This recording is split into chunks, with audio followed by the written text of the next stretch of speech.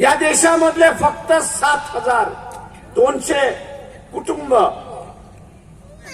की ज्यांची मालमत्ता 50 कोटीच्या वरती आहे, अशादी नागरिकत्व सोडून परदेशात 7,200 कुटुंब. पण सनातन हिंदुत्ववाद्यांनो, तुमच्या कालावधीमध्ये 2014 पासून ते 2024 पर्यंत हे माझे आकडे नाहीये, या सरकारने राज्यसभेमध्ये दिलेले आकडे आहेत. इथला खासदार जो आहे त्याला आवाहन करतो, हे खोटे आहेत म्हणून त्यांनी उद्याचं स्टेटमेंट काढावं. सरकारच म्हणतंय की ज्यांची संपत्ती 50 कोटी आणि त्याच्या वरती आहे, ज्यांची संपत्ती 50 कोटी आणि त्याच्या वरती आहे, असे 24 लाख कुटुंब, असे 24 लाख कुटुंब की जे हिंदू आहेत, या देशाचं नागरिकत्व सोडलं आणि परदेशाचं नागरिकत्व गेलं अशी असणारी परिस्थिती.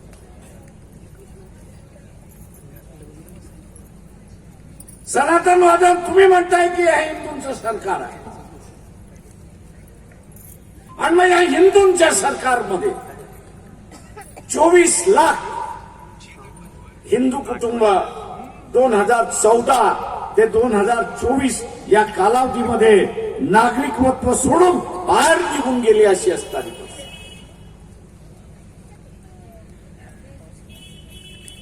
तुम्हाला याच्याबद्दल लाल शरब वाचत नाही?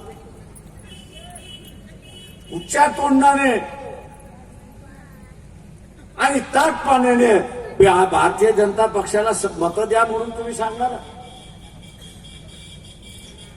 मी इथल्या व्यापाऱ्यांना सांगतोय आणि आग्रह करतोय,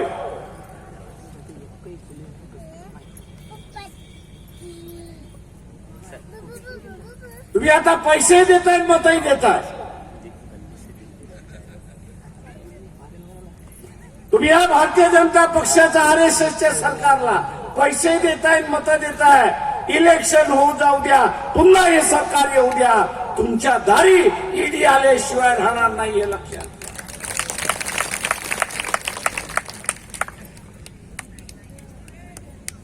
जे 24 लाख कुटुंब गेले,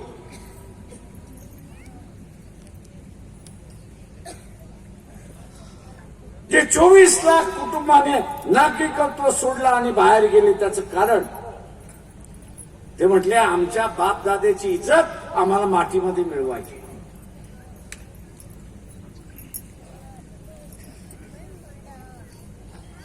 आमची बापदाद्याची इज्जत जी आहे ती मातीमध्ये मिळवायची नाही. ही कमावलेली इज्जत आमची जशीच्या तशी राहिली पाहिजे म्हणून आम्ही नागरिकत्व सोडून. इथल्या व्यापारी वर्गाला मी असतानांच्या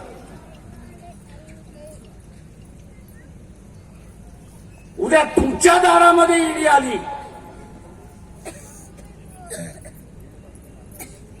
तर माझं आव्हान आहे, कृपा करून आत्महत्या करू नका, त्याला फेस करा.